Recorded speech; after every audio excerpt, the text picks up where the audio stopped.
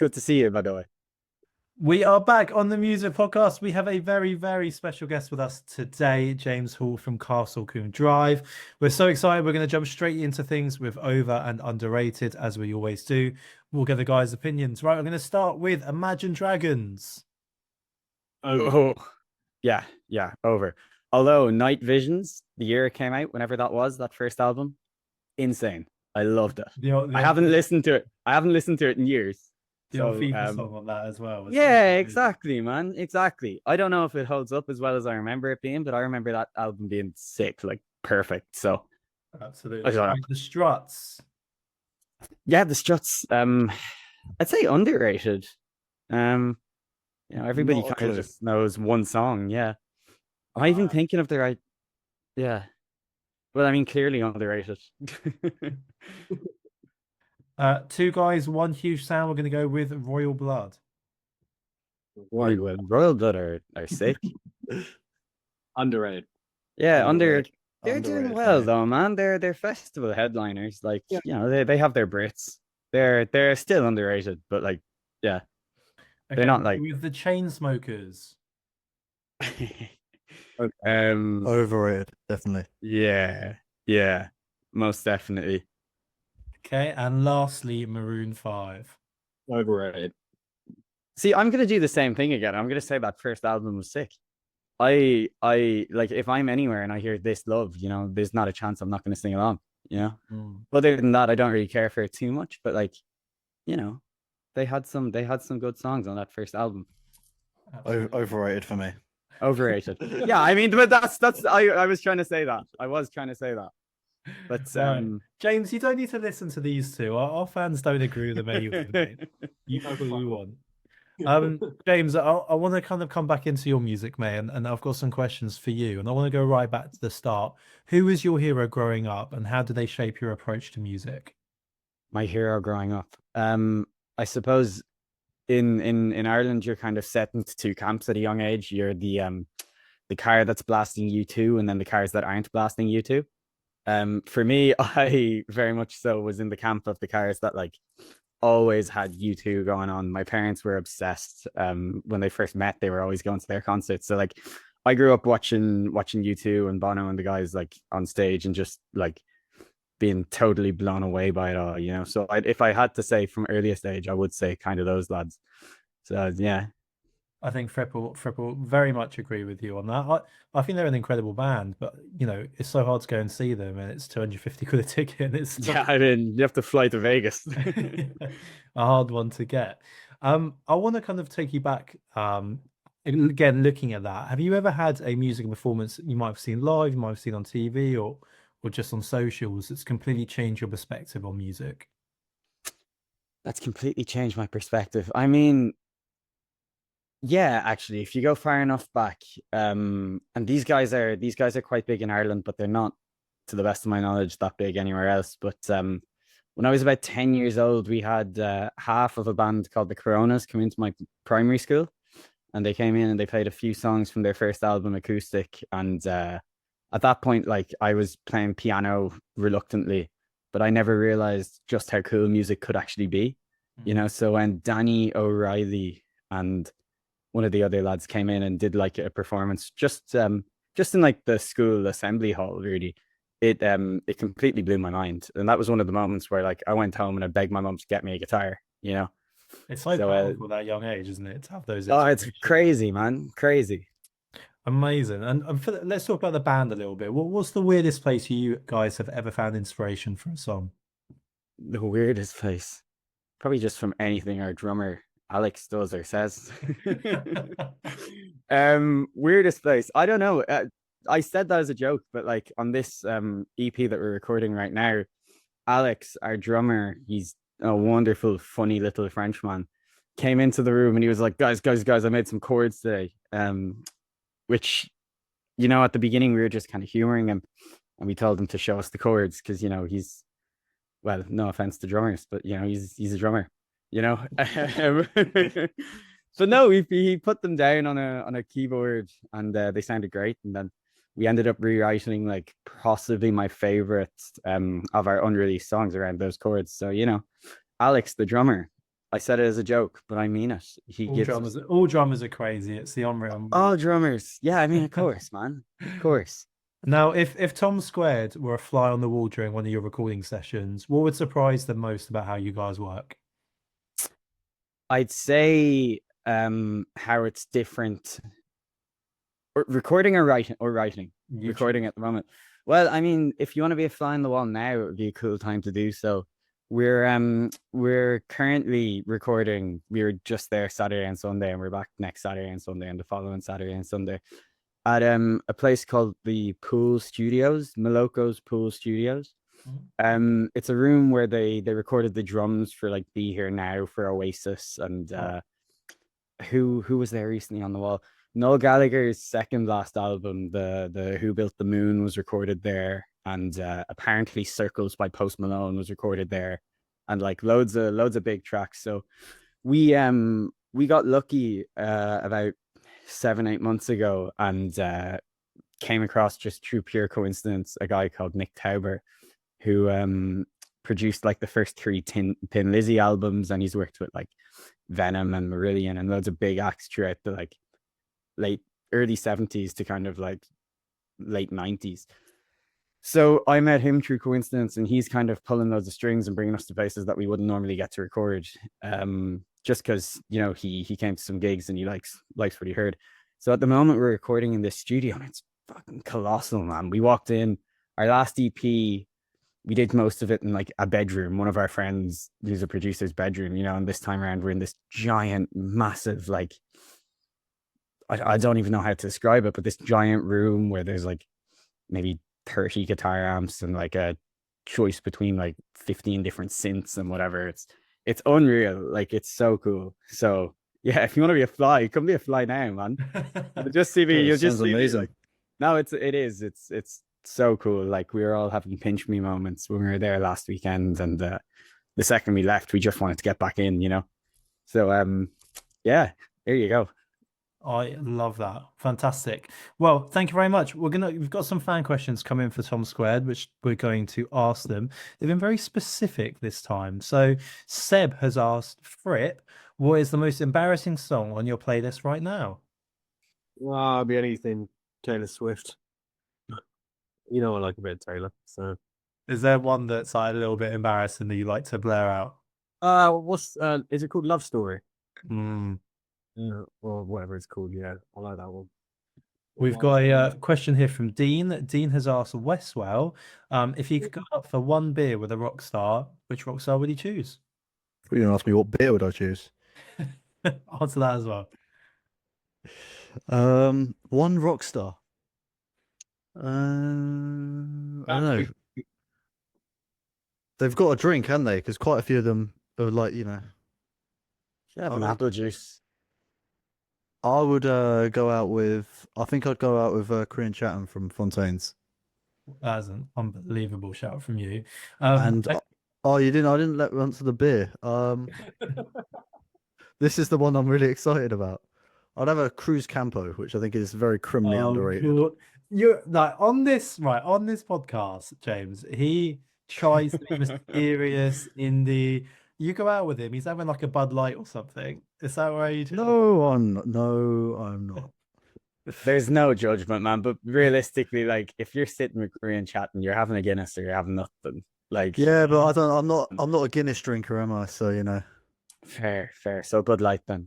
Yeah, Bud Light. Right, we'll open this question out for everyone. This is from George. They've said, can you ask the boys who is the most overrated frontman of all time? Matt Healy. I was going to say Matt Healy as well. There was a part of me that wanted to say Liam Gallagher, but I fucking yeah, Matty Healy. He's interesting. I don't know. Do you remember at the beginning of the last tour where he just kept making out with a fan at the beginning of the show?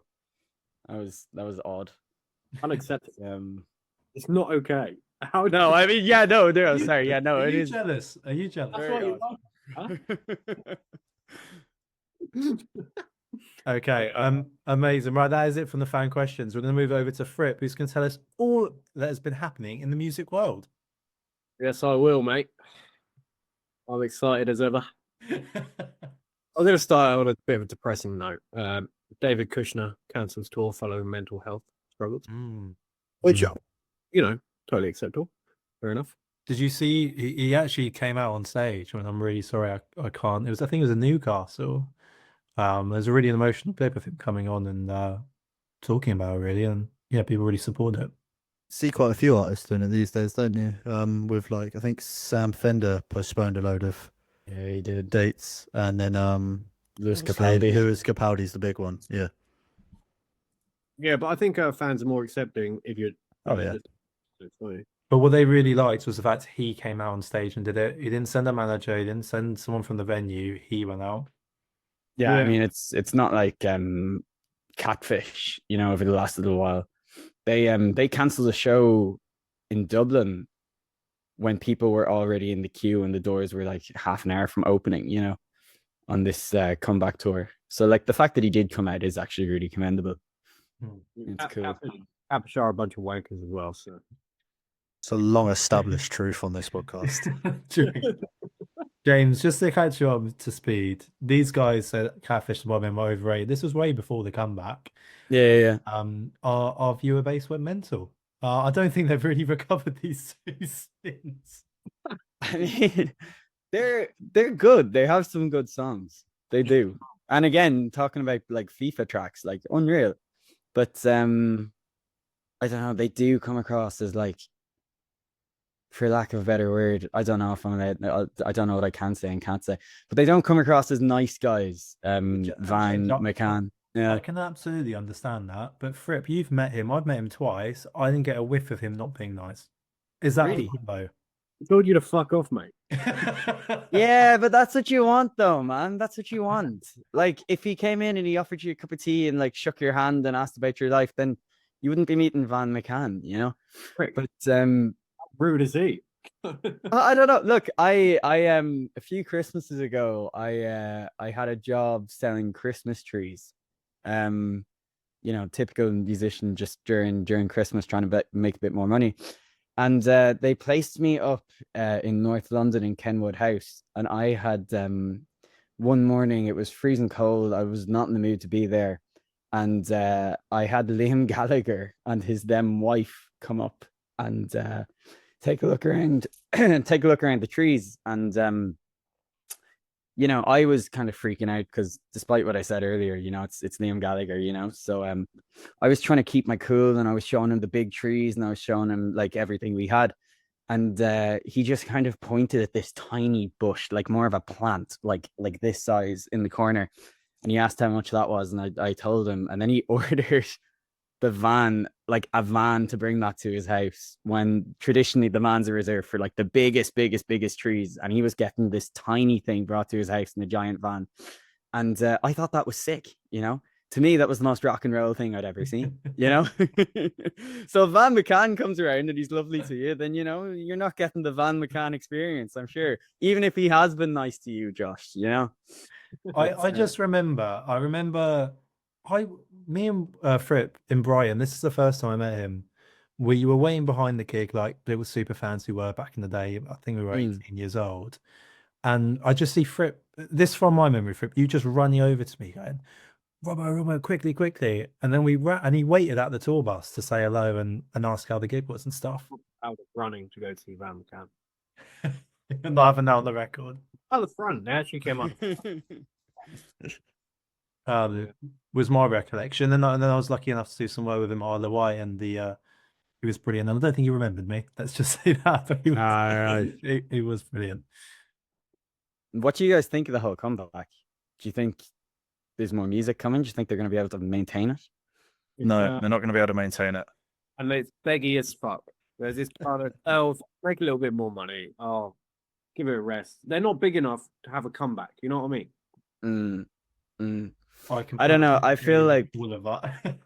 Well, I think like for people probably around our age, who would have discovered them like around 2014 odd, like they were huge, man. I loved Catfish growing up.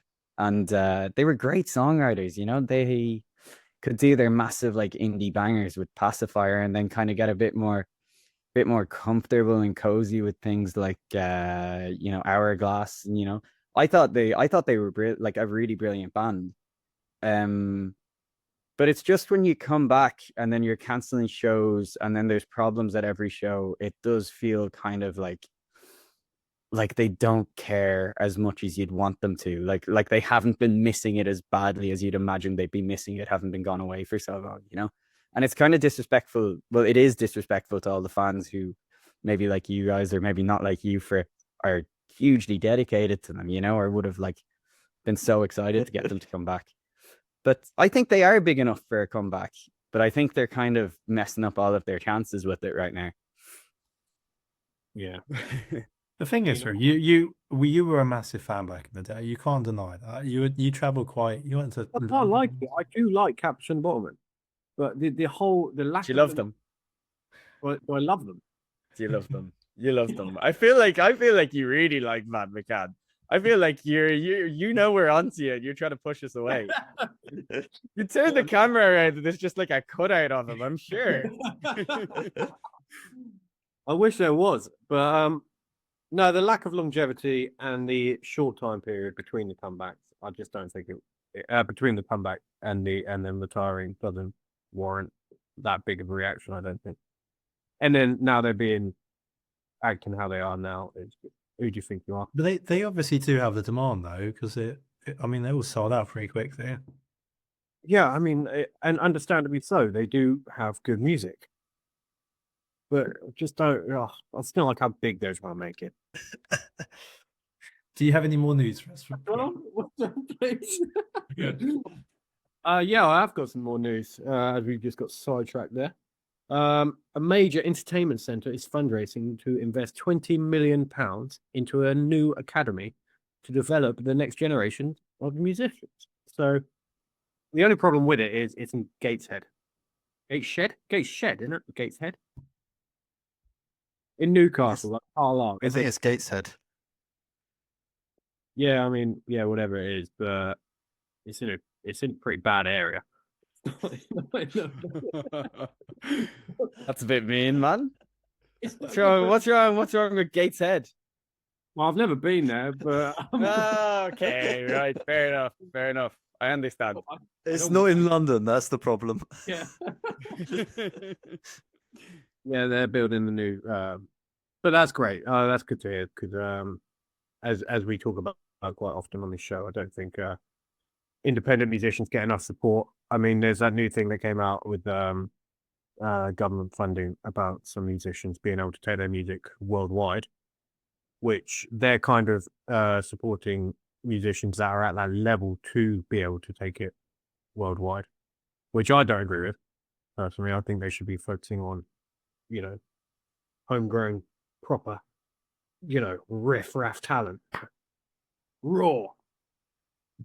Anyone want to say anything about that? No, I'm happy for you to keep going for it. Yeah, I've run out of things to say. Shall we move on? Shall we move on to the music quiz? So, James, every Well, I week. think we've still got some more news, haven't we? There is.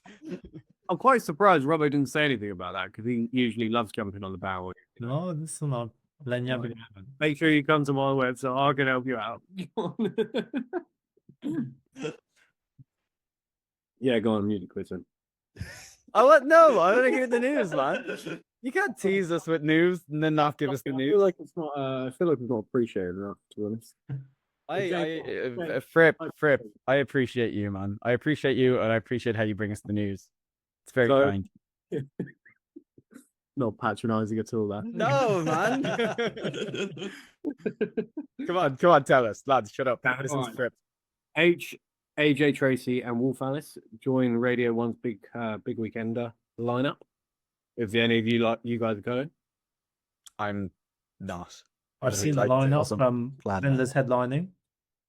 Who? Sam Fender. Ah, sick. Yeah. Young Philly, please not guilty to sexual assault. I don't know how that's music news, but No, he did. Young Fit. Yeah, I heard about this. Yeah, he's in Australia. I think he's getting Yeah. trial in June or July. I can't remember which one. I didn't read I'll just read the headlines, James. All right. And you do it. You do it well, man. You do it very well. You're very convincing. I'd have suspected you read at least a line or two after that. Thank you. Anyway, let's move on to the quiz. Are you sure? There's no more news. There is, bro. I can't lie to all. Okay. Quiz or not? Quiz. Yeah, News? look. Quiz. Well, I'll take it away with the quiz then. So the format is, if you've listened to the podcast before, for any of the people that want to play along at home, you'll be familiar with the format. And for you, James, if you've not listened at home beforehand, you may need a little bit of running up to speed with the old quiz. I'm going to say some lyrics. They're from some popular songs. And you've got to tell me either the artist or the song title. You get a point for each. There's 7 questions. Should we get into this, shall we? Let's do it. I'm terrified, man. Just shout it out as soon as you know the answer. Right. You've got to be quick though, because Fripp's very quick at this game, so you got to be careful. All right. I'm ready. All right, song number 1. Hello, hello. Who put love in my head? I know. It's made of lead. Blossom, Charlemagne. Oh, spot on. Nice. 2 points for Robbo there. Early lead.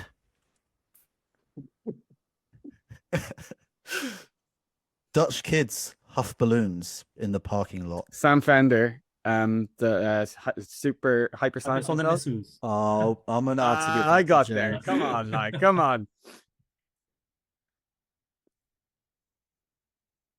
Do I get the point? Yeah, you get both points there. Sorry, I didn't make that Hey, clear. did I? great, 2 great, points. 2 great. points to James. There you go, Josh. Oh, sneaks in. You're a bit too smug there.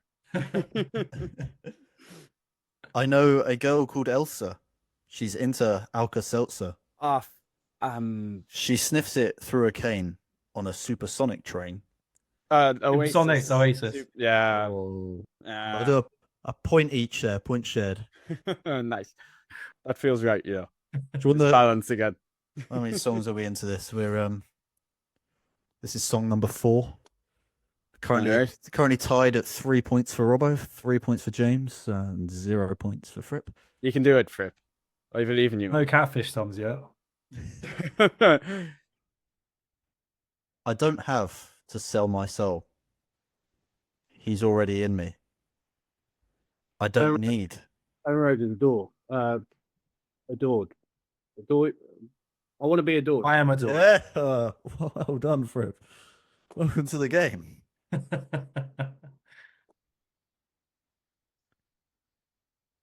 This one might be a little bit more challenging for you. I'm going to up the difficulty here. Very good. Now, I'm relieved to hear that you've been to some far out places. It's hard to carry on when you feel all alone. Now I've swung back down again. It's worse than it was before. If I hadn't seen such riches, I couldn't live with being poor.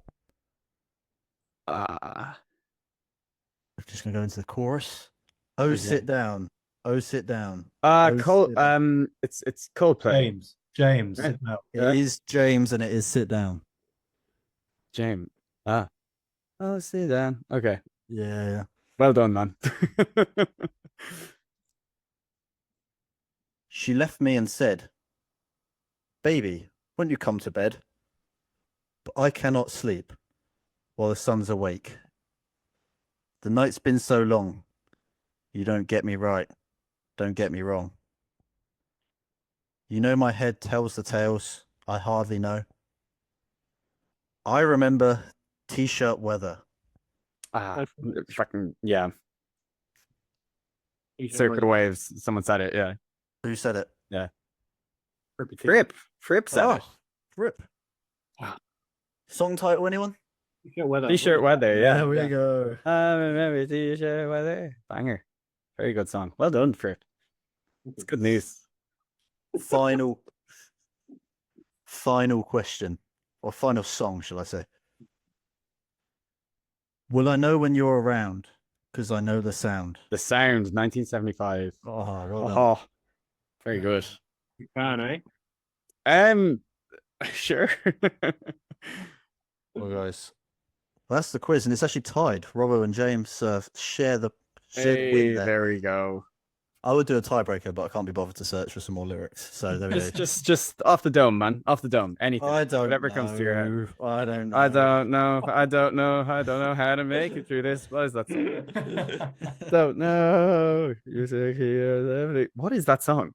You think that you have beautiful. I think that you're beautiful by The Wanted. No? She's so lovely. Who the fuck Down for who is Girls. that? Oh, Yeah, Down Scouting for for Girls. Girls. Yeah, There we okay. Congratulations, Josh. So proud of you. Right, before we move on to we're going to do some song reviews. We have the music marketing of the week, and this week it is Dolce, who posted a video of her in 2020. She'd just been made redundant from her job, going, I've been made redundant, I'm going to give music a go. And my God, has she done that, creating a brand that people really resonate. Instead of pushing new music, she's putting fans in, and it's absolutely fantastic to see. And it's really different. It's gone down an absolute storm, and I think she's going to have a massive year ahead. We're going to move on to the song reviews from the guys.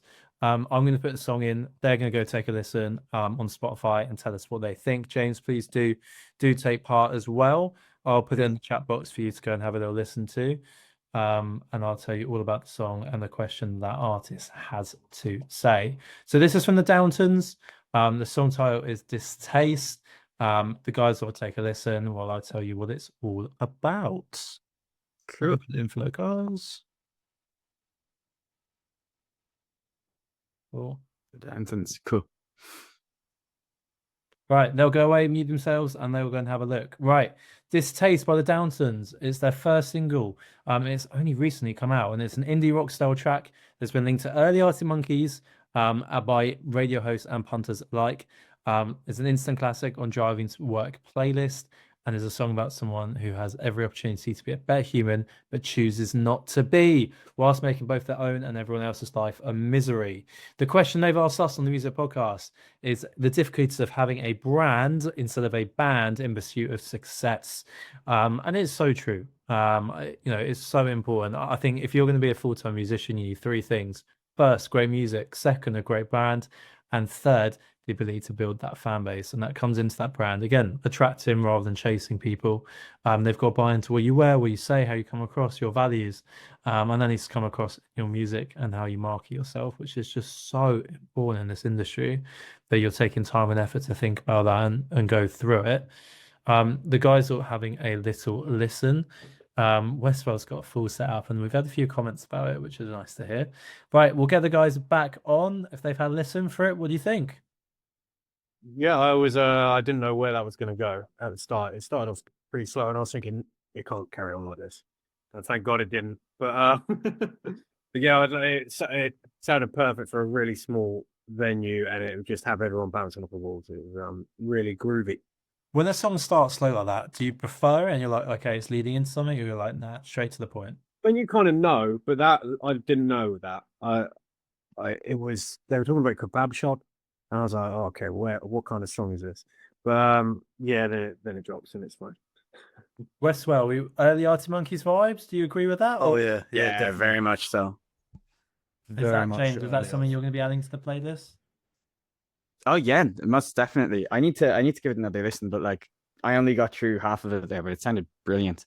Very much so early Arctic Monkeys. You can really picture it live, and I really liked the lyrics, man. Even with the kebab shop, really kind of brings you into that night out, So it's cool.